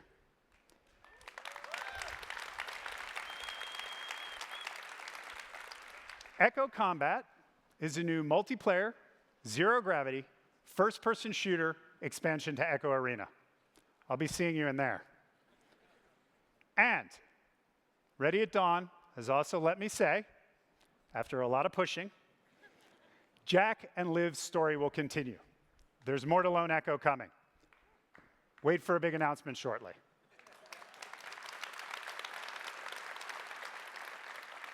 So yeah, we're incredibly proud of the reception that Lone Echo and Echo Arena have gotten. The most common thread in reviews is that these are experiences like no other. We fundamentally believe that VR will continue to deliver experiences like no other. What VR has that differentiates it from every other technology that it keeps getting compared to is infinite potential. And we believe in you, and we believe in your ability to unlock that potential. Now, as has become customary, we'd like to show you a few videos of just a sample of some of the things that are coming out in the next year.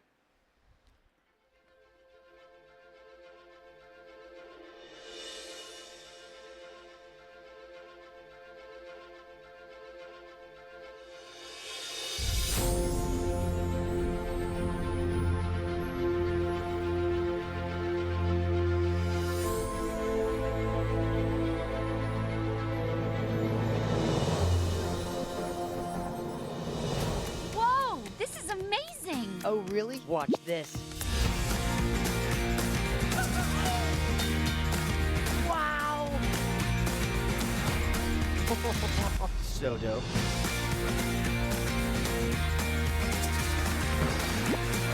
You did good! Let's do it all again.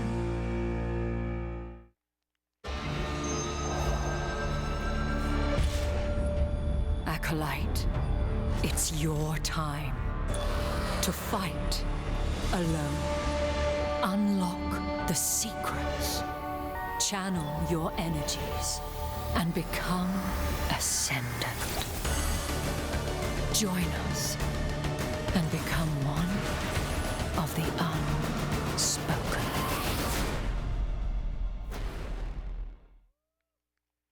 I've never met a Blade Runner before. Welcome to your memory.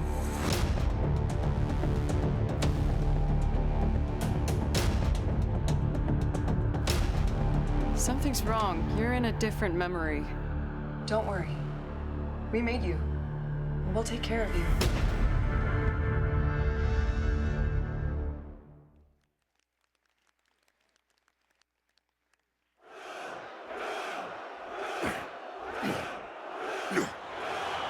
Yes! I shall strike you down! My lightning strikes true!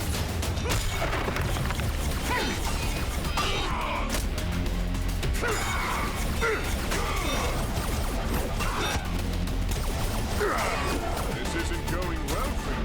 Mjolnir, bring down thy wrath!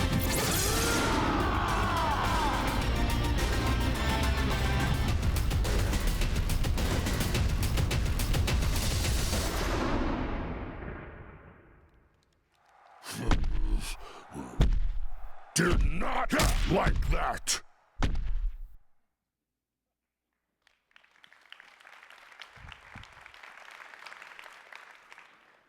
So yeah, 2017 has been the year of content. And it isn't over yet. We just released Arctica 1 yesterday, and we have a lot of fantastic titles coming before the end of the year. But as you can see, 2018 is the year of infinite potential. We believe that it's going to reach even greater heights. Now, before I leave, there's a question that I keep getting asked over and over again. When are the biggest developers and publishers coming to VR? And every time I answer it in the same way. Be patient, they're coming. Well, today, I'm extremely excited to make a down payment on that promise. Oculus is honored to be working with one of the greatest developers in video game history.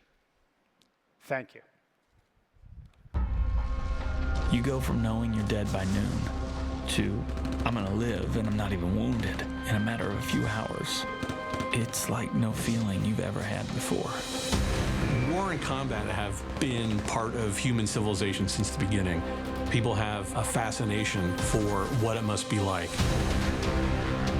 Putting your life on the line for something bigger is a universal appeal. At Respawn, it's about creating an authentic experience. We really want to depict being a soldier in combat in a more fully fleshed out and realistic way. In the Titanfall games, it was about evolving the combat now, not just on the ground, looking left and right and worrying about flanking. You have to worry about what's above you. It makes you think differently. A combat experience in VR really gives you the chance to experience life closer to what a soldier would experience in real combat. It gives you more of that feeling of paranoia and that tension. Fear and adrenaline and anger. It's more visceral, it's more terrifying. VR puts you into those situations so you can start imagining a small part of what it must be like. Right now, we're just getting started. The drive to create this new VR experience was so great that it was a natural fit for us to partner with Oculus. They believe in the vision. They believe in what we're doing. We won't be satisfied until we're working on a game that is going to have an impact on the industry. I think together we're going to make something really remarkable. I could tell you in words, but really, you have to be here.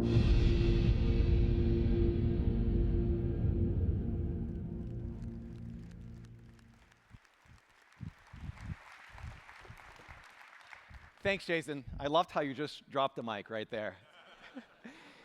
Well, thank you, everyone, for joining us today. We've covered a lot of ground this morning. Mark shared his vision of the power of VR to collapse distance. We introduced you to Oculus Go, launching early next year, and gave you a glimpse at the future of standalone VR with Project Santa Cruz. You saw the new Oculus Home and Dash and our evolving suite of developer tools, plus awesome new content partners, including the mashup of Stranger Things and Face Your Fears, and Pixar and Respawn jumping into VR for the very first time. You've seen how far VR has come in the past year, and that's just the tip of the OC4 iceberg. Over the next 2 days, you'll hear from developers, artists, filmmakers, engineers, and astronauts. Why not? Covering design, development, distribution, and the future of our industry. I can't wait to experience my first Oculus Connect. But before we all hit the show floor, we have one more treat for you today. Up in Washington State, the team at Oculus Research is hard at work exploring the unknown and taking our next steps into the far future of VR. They're working on bleeding-edge optics, haptics, computer vision, applied machine learning, and this, a one-of-a-kind multifocal perceptual testbed designed to better understand new display technologies. Traditionally, Oculus chief scientist Michael Abrash closes the Connect keynote with a little magic on stage. This year, we're going to do things differently. Michael will be joined on stage by critically acclaimed journalist/VR enthusiast Stephen Levy for a chat about the future of immersive computing. You might recognize Stephen from Backchannel, Wired, and yes, the whole Earth software catalog. I'm excited to see what comes from this conversation between two of the most vibrant minds in the industry. And with that, it's my pleasure and honor to introduce Michael and Stephen to the stage.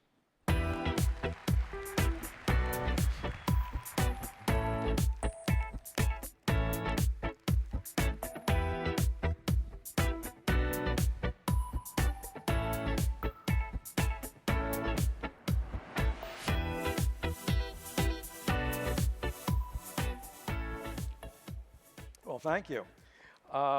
as Hugo said, a highlight of previous Oculus Connects and F8s have been Michael's talk, so I am so honored to be speaking with him up here. I was also backstage with him when Mark said that 1 billion people were going to be in virtual reality. It was the first time Michael heard that, and no pressure. He didn't say when. Okay.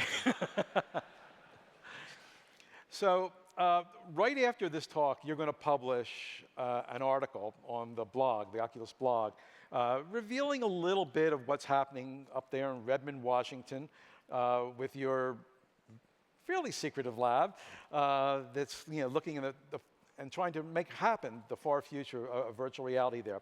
And you compare it to Xerox PARC in probably the early 60s, when they were coming up with the conventions of computing as we know it now. Tell me, what made you come up with that comparison? What part of PARC are you thinking about, and where does that comparison lie? Well, in the 70s, what happened at PARC, particularly in the computer sciences lab, was that there was this amazing critical mass of people, many of whom are now famous, like, for example, Alan Kay or Chuck Thacker or Butler Lamson. But people came together and brought all these pieces into a platform that is the platform we use today. So laser printers, Ethernet, bitmapped graphics, windowing, WYSIWYG word processing, this whole package. And really, for the last 40 years, we've all been using that platform and elaborating on it. And I do wonder sometimes, if those people hadn't come together in that place, how different our world might be right now. Would you be sitting here with an iPad? I don't know. So I'm sitting with Dynabook. Sorry. So the thing is, that was really the first great wave of human-oriented computing. And we all take it for granted now that everybody in this audience is seconds away from the virtual world, effectively. And you can look at it through this nice, flat, two-dimensional surface. You can interact with it. That's how we all have gotten used to it. And that's great. But what VR is it's the second great wave. It's the wave in which, instead of looking at it through these portals, we actually just live in it. And to do that, we're going to need another critical mass of people, very similar to Xerox PARC, covering a whole range of things, right? Computer vision, optics, audio, interaction. All these pieces have to come together into that platform that will let us be really in that digital world. And I've said this before, the thing I want is I want a virtual workspace where I can just put on the headset and I can have whatever configurations I want, switch between them, teleport to see people. And that is going to be that second great wave. And that's what we're trying to put together. Well, in order to do that, just as they came up with these tropes and conventions that enabled us to communicate with computers better than typing in a command line there, there's going to be no keyboards, and we're going to be immersed in this reality there. We're going to need new conventions and new kinds of interfaces. I know you're like a big admirer of what Doug Engelbart did. He was the man who really came up with his team of the tools we use, like the mouse and Windows and the desktop, in order to do this. So when you think about what these conventions will be in virtual reality, what do you think, and how do you come up with the conventions that are going to allow us to move around and can accomplish things in this new platform? I think we are at an Engelbart moment. What I think is interesting this time, instead of one person with a specific vision, what we have is we have all these people. And everybody here, in one way or another, is running that experiment of how do we interact with the virtual world when we're immersed in it. And one of the places I see that I think is great is, how do you move without having discomfort, right? And I've seen many, many different approaches. I'm hypersensitive to that. And it's amazing how much better that has gotten over the last year. And it's really because we're running all these experiments. So I think that what it's going to be is that's going to be the community. Really, can you drill down on that? Why is it easier to move this year than it was last year? There are just more people in it, and they've built up that knowledge base. One of the things that it's hard for all us technical people to realize is that the world is too complex to deduce everything, and you really have to run a lot of experiments. And what's happening is we're running more and more experiments. The community is getting bigger and bigger. And how, those Xerox PARC, it's sort of a dangerous analogy to make, because on one hand, they did amazing work. On the other hand, it's notorious for not really delivering all the value that they created to the company that paid the bills. And that's interesting, and I would say that's a question I get asked every single time I use the phrase Xerox PARC. And what's your answer? Well, my answer is that really, if you look at it, it's hard to see how it could have worked. Xerox had a business that would have been undercut by the technology from Xerox PARC, and in fact, it was ultimately. And there was this misalignment where they created this lab. The lab did great work. The work didn't really fit with their business. So different here, because it is incredibly clear. Even today, you look at Facebook Spaces, for example, and you say how well VR matches Facebook's mission to connect the world, right? I mean, I think VR ultimately will be the most social thing that effectively has ever happened, because now space doesn't limit who you can connect with. So this is something, as everybody saw today, that Mark really believes in, and it fits tightly, and so all it is a matter of delivering that, and it will fit beautifully. That's interesting, because I was going to ask you how much, as opposed to just like a raw research lab, a research lab really owned by Facebook shaped the research. And it seems to me, whether you're just a natural sync with Mark's vision and Facebook's mission or not, that seems to be a direction you're going in all the research. So it is a natural sync, though. I think it's obvious to pretty much everyone here, when you look at what VR is now and what VR could be, the different ways in which you want to see it move forward, right? You want better visual quality, you want the ability to move around freely, you want the ability to mix the real and virtual worlds, and all those things fit well with what Facebook is doing. So I know one thing, and I think you talked about this at a previous keynote, that one thing you have a vision of, and you saw sketches of it, are a very lightweight way to project reality onto our senses, like glasses there. And you're not alone in this. And maybe Oculus was a little ahead in the competition among the bigger companies there. But right now, we know that obviously Google and Amazon and Apple, other players, Magic Leap, Snap, they're all looking at the same thing. Do you think this is going to be sort of the alpha competition of the 2020s? Who's able to come up with like a lightweight, like glasses, way of projecting virtual reality or augmented reality on people? And the winner goes the spoils? What I would say is, it's obvious to me that this is the next platform.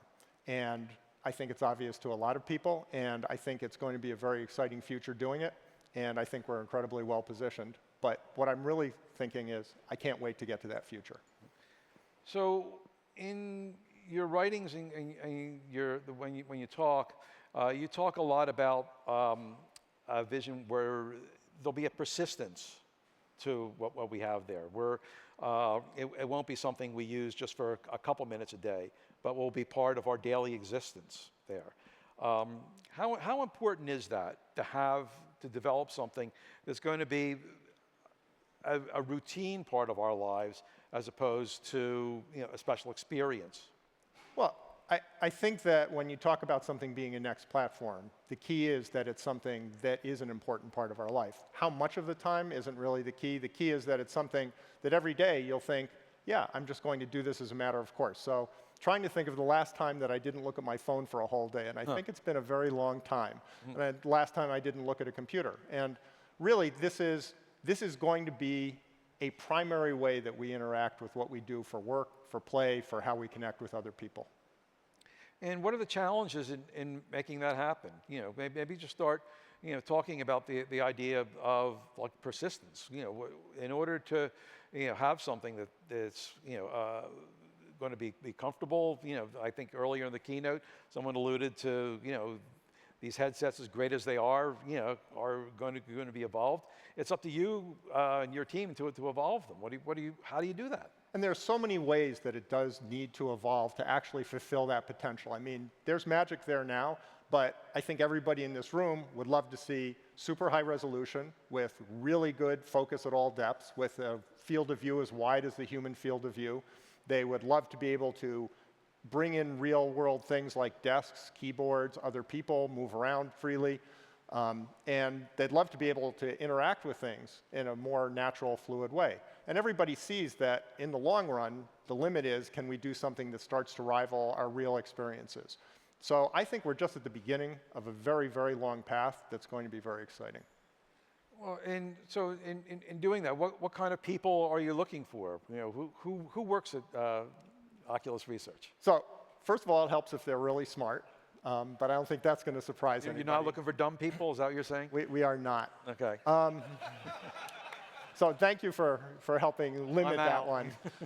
But there's much more to it than that. One of the things is that virtual reality is so technologically challenging and has so many different parts that have to work together that there's nothing that one person by themselves can really move forward enough. It's really a team effort. So they have to be team players where they have skills that are complementary to the other people.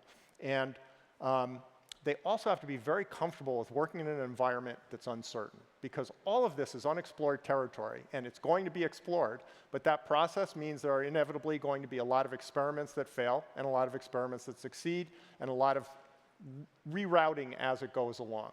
And so people who would want to just be told, here, do this thing, and this is what you need to do, and not think about it, probably not the right place. What you want is someone who's a full part of the team, who's always thinking about how do we succeed overall, thinking about the big picture, thinking about how all the pieces fit together.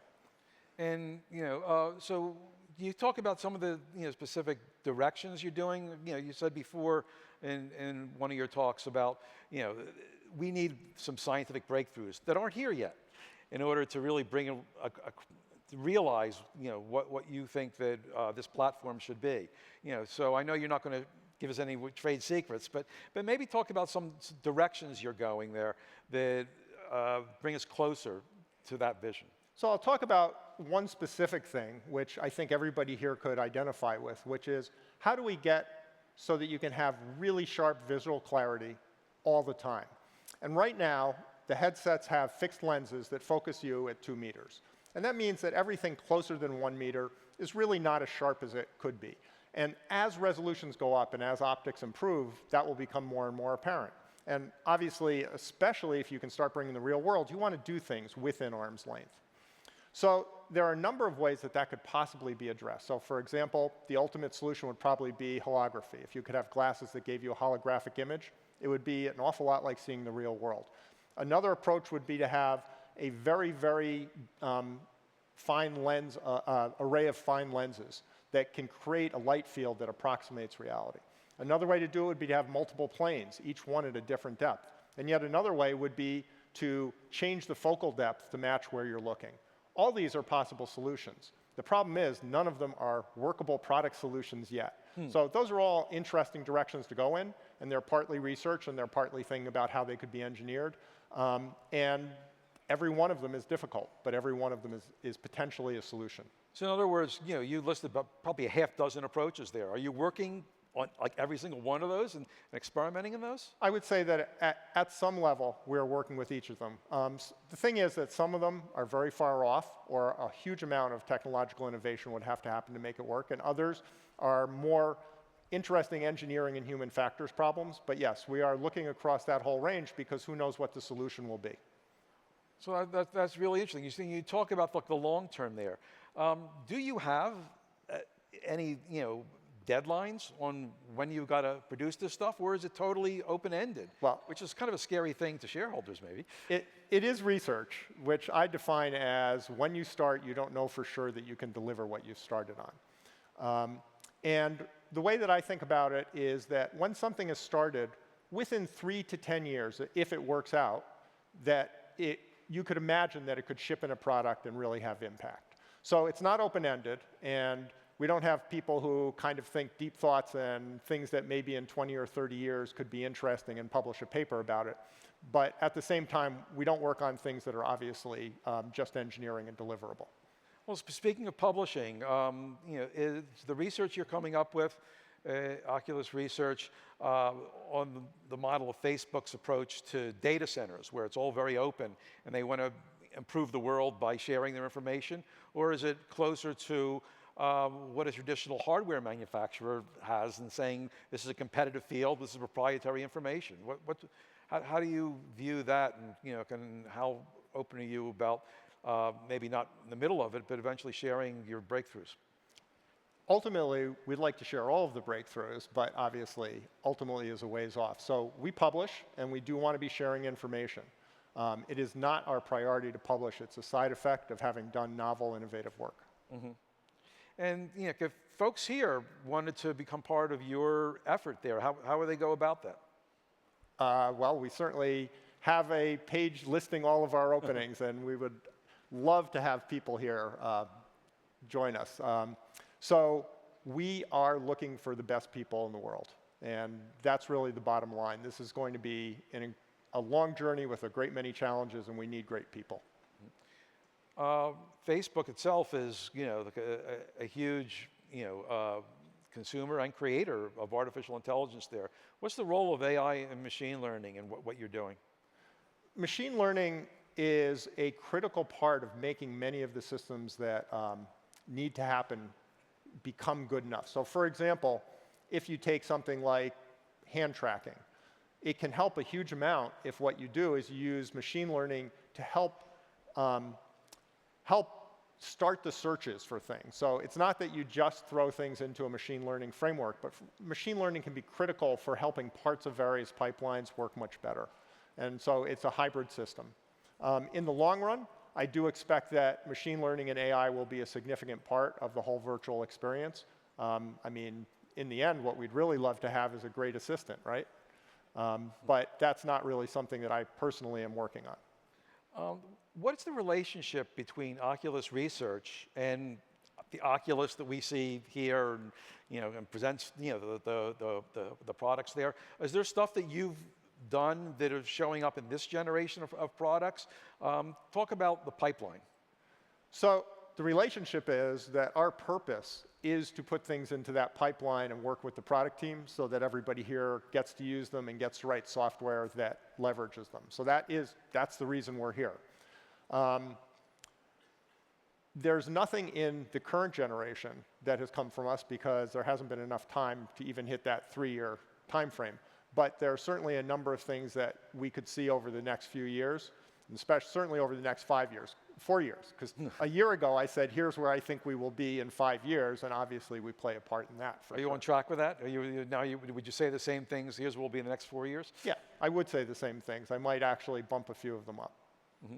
And obviously Mark came here earlier this morning and gave a really optimistic view of VR and where Oculus is going there. Has he been up to see you? Mark has been up to see us. He did post about it, so I don't think it'd be a big surprise to people. And that was great.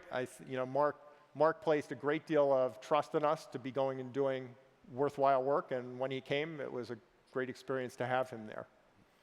So give me more of a sense of what the world will be like when you do realize, or if, let's assuming you do, what you want to do. How will our lives be different by switching to that platform? So first thing I'll say is, when you say when, if, this is going to happen. It's really a question of how quickly it happens, because it's not technologically impossible, and it is so powerful that it will happen. So I could be wrong, wait a minute. I'm clear on that. Why, so that's an amazing statement of confidence that, maybe in this room, it doesn't raise an eyebrow, but I think outside it would. Why are you so confident? Maybe if it can be done, it doesn't necessarily mean that it will be done, that people will adopt it. That grandmother in England was really cool to adopt it, but there might be some people who are a little reluctant to go there. Certainly there will be, but so let's take ourselves back to 1973. And let's say that what we have is we have a Xerox PARC Alto sitting on the table between us. Mm-hmm. And you'll be saying, well, what makes you say that everyone's going to be using these things? I mean, you look at it, it's kind of big, it's kind of slow. What would they use it for? I remember back in the day what people would say is, well, you could use it to store recipes on, which was not the world's biggest winning argument. Yeah.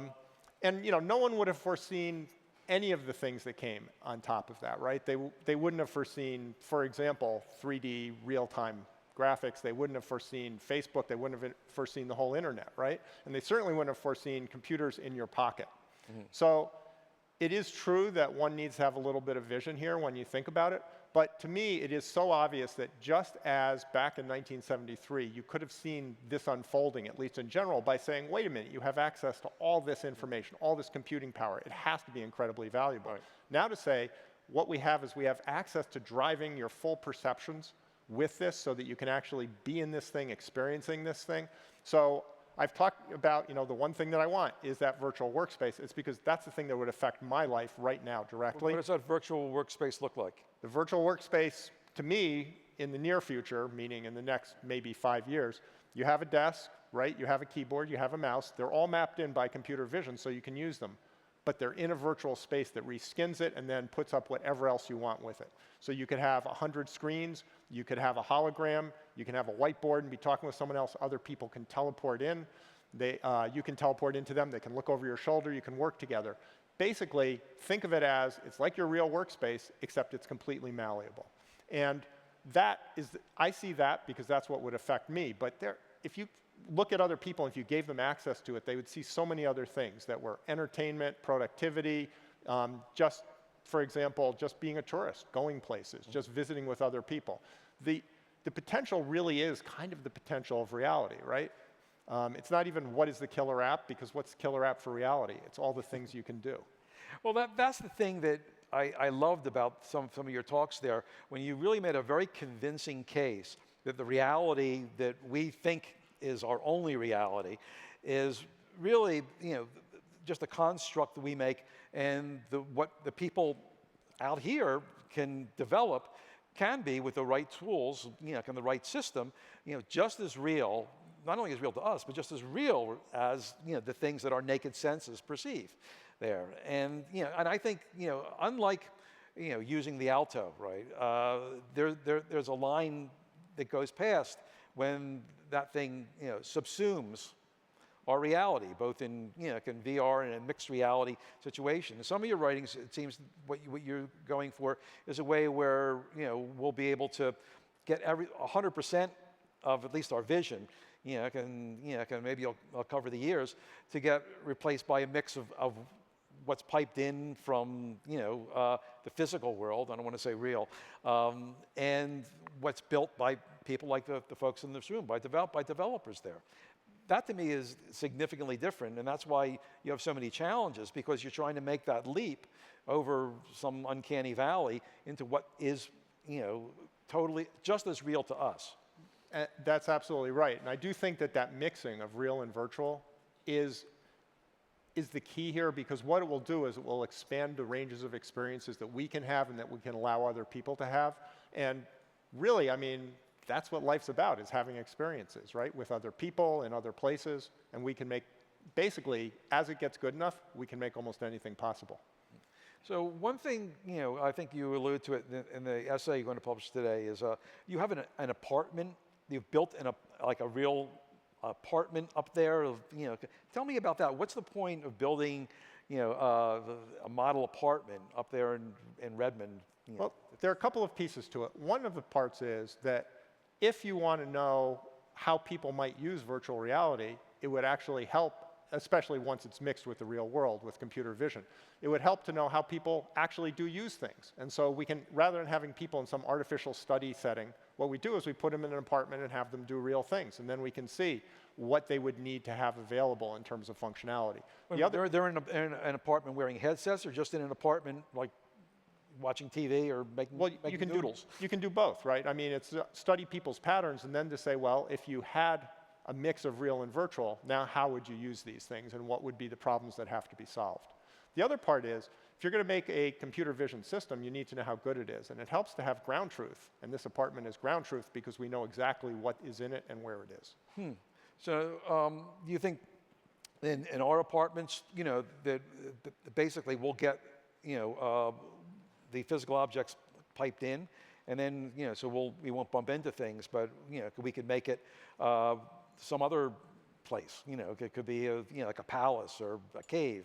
And one of the things that I think many of the people in this room will ultimately be doing interesting work with is you can reskin things That's easy.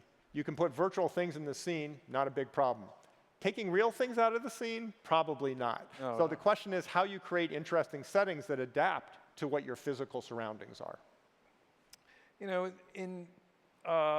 it's just fascinating to speculate on what happens when we, go into immerse ourselves in this artificially created, kind of a reality there. But in recent months, we've been, talking. The term alternative reality is being used in a different context there, in terms of political and even propaganda sense, of people talking about alternate facts there. And I'm wondering, if this vision comes about, there might be ways to tinker with our reality there, or even hack it. I'm wondering if we're going to be sitting here in 10 years talking not about fake news, but fake reality. Well, I mean, this is a technology, and how the technology gets used, what the framework around it is a separate thing. And I think that the point you raise is a great point to think about as this matures. Mm-hmm. And I mean, do you have those kinds of conversations there, or is it just heads down, let's do the work? The way I think about it is, first, we need to figure out how to make this work well enough, and once that's in sight, then it's useful to think about the entire framework. But right now, it is incredibly hard to move this forward, and that's really where all the attention is. And I know that, we've been talking about this earlier. To get like 95% of your scale of vision there, is a huge gap between 100%. Does it have to be an all or nothing kind of thing to deliver the experiences you want to do? No, not at all. But 100%, boy, 100% is basically mapping to reality, right? And I think that one is long way off. So the question is, in my mind, when do we even get to like 25%? Because there's so much more that can be done. Mm-hmm. And so I guess, when you go back there, what's the next thing that you're going to be, doing at Oculus Research? What's your focus now? Is it, building the team? Is there any area that you in particular are working on? In particular, I'm working on building the team and overall the direction that we're moving in. But it isn't one thing. That's the fascinating part. This is a platform, and so you wouldn't have gone to Xerox PARC and said, well, who's working on the mouse? Because a mouse without, for example, windowing graphics, without fonts, without a laser printer, it kind of limits what you can do. And so there's how do we get photons into your eyes better? How do we give you better computer vision for self-presence, for other people's presence, for the surroundings around you? How do we do audio better? How do we let you interact with the world better? It is a whole package, and each piece can move forward some on its own, but in the long run, you really want all the pieces to come together. And one really good example is, suppose that we magically let you use your hands perfectly in VR, right? You just reach out, you grab virtual objects. Well, remember that thing I said about where you're focused? Everything within hand's length wouldn't actually be very sharp and well focused, right? So you really need to solve that problem too, and it just goes on and on like that, where you need all these pieces to come together into the right system and platform. I recently saw a system, not in your lab, but where they were, using an armband to take, signals from the brain to control things. I know elsewhere in Facebook they're working on the brain-machine interface. Could that be part of what you're doing? It absolutely could be. The fascinating thing here is we are just at the beginning. I mean, everybody here is a pioneer on something, and I know that you're all excited about it. I know you think it's going to be big. I don't think you understand exactly how big it's going to be. I'm pretty sure if you went back to those people from Xerox PARC in 1973 to now, and you said, did you realize how big this was going to be, how much you were going to change the world, they would never have realized that. And actually, I'll tell you a funny story, which is that I talked to one of the people who was key there, and I said, how did you have this vision? And he said, we didn't actually have a vision. We were just working on a bunch of technologies. So they didn't really realize what it was going to be. And someday, looking back, you will realize exactly how big this thing was and how important a part you played. And there's just so much to do, and it's so exciting. Well, with that, I've got to thank you. I hope to see that one day. Thank you. Thank you.